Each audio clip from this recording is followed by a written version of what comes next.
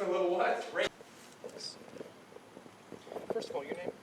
Rick Grassi. Spell your last name, Rick.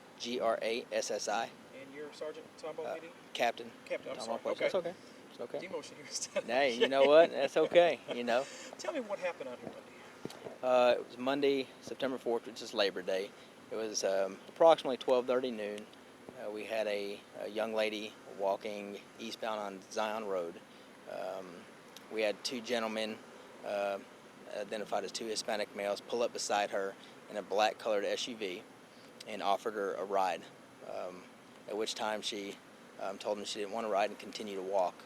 The passenger of the vehicle then exited the SUV and forced her into the truck, at which time they left the scene.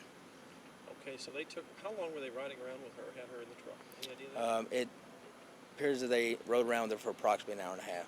Okay, and they dropped her where then? They dropped her off on FM 2978, about the 24,000 block of FM 2978. Okay, it's right around the club there that, or used to be club.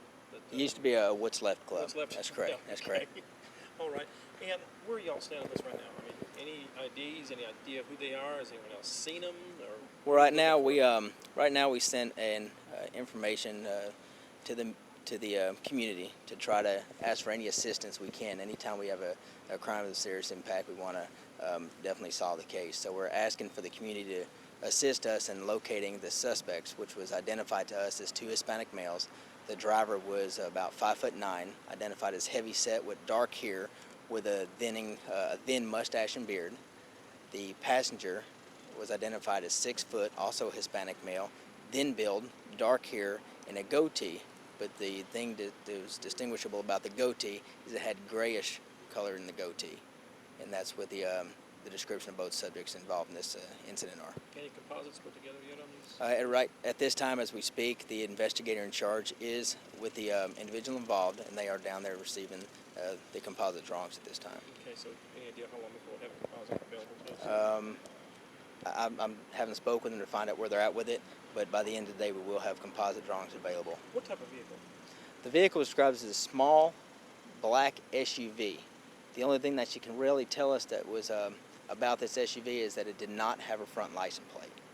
But as far as the type, it's unknown at this time. All we have is a small black SUV. So we don't know if it could be an out-of-state vehicle? It could be. We don't know. Okay. Anything else particular about the vehicle on the inside that she noticed? Or? No, she didn't say anything about that she noticed on the inside of the vehicle. The only thing that was really distinguishable about the vehicle was the fact that it did not have a front license plate.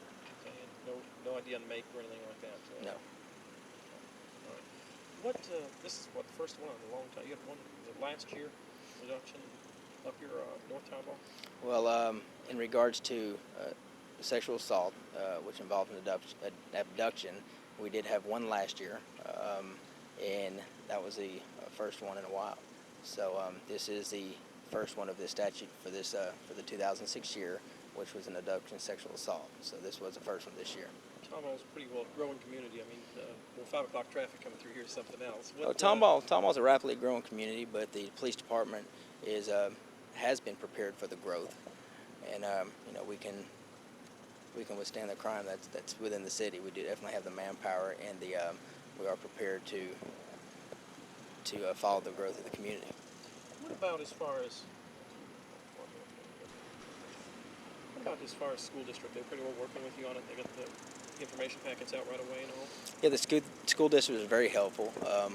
Once again, any crime of this serious impact, especially involving a young lady, they felt it was equally important to let the families know of what had happened, and they did act, and they did send flyers to all the families of the school district and let them know that the crime had occurred, and just kind of to gain awareness. When did the letters go out?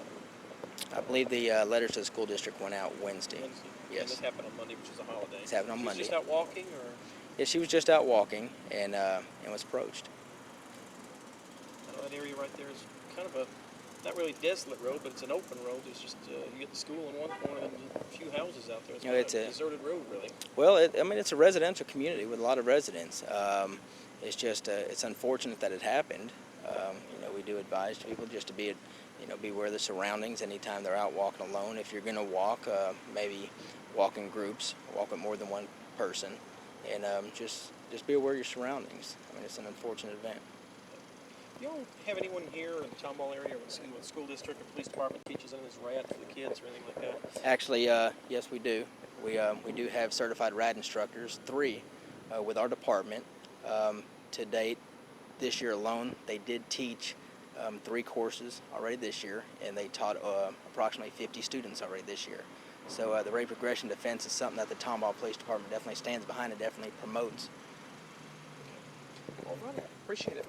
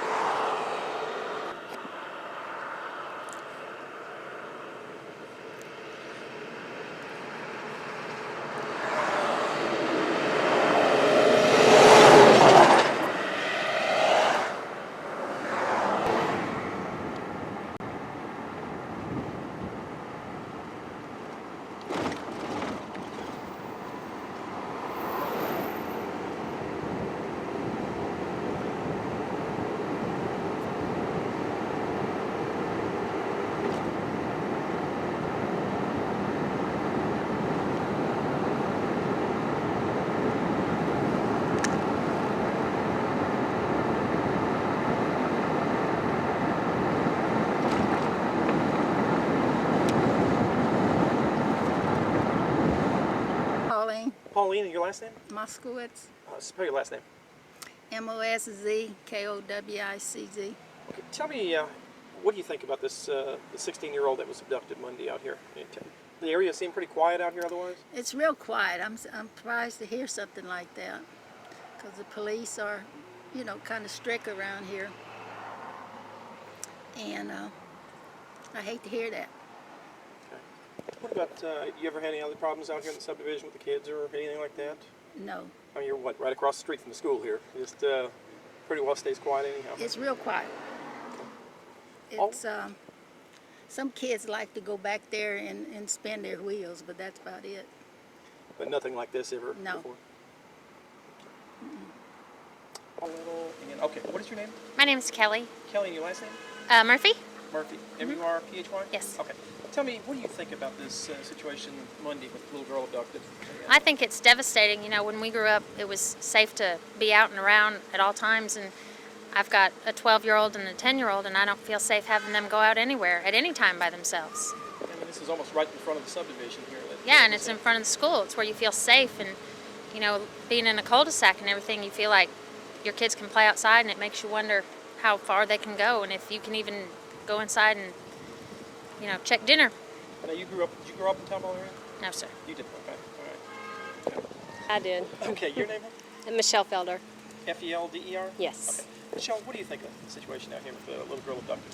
I think it's horrible. It makes me scared. I've got a 10-year-old little boy, and I don't let him go out anywhere by himself.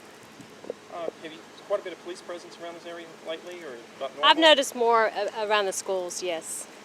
When were you first notified of it? Letter from school? Or? I believe it was Wednesday we got a note from the school. And what, just basically tell you what all happened? Just said that she was abducted in front of the high school and described the 2 Hispanic males and, to be on the watch. And you grew up in this area? Yes, Magnolia. Tell me, Magnolia up the street, both have grown tremendously over here. Tell me what you've seen in the growth and the change here. Oh, it's like night and day. You can't go, when we were growing up, you could do anything. Go anywhere by yourself, and now you can't. Okay.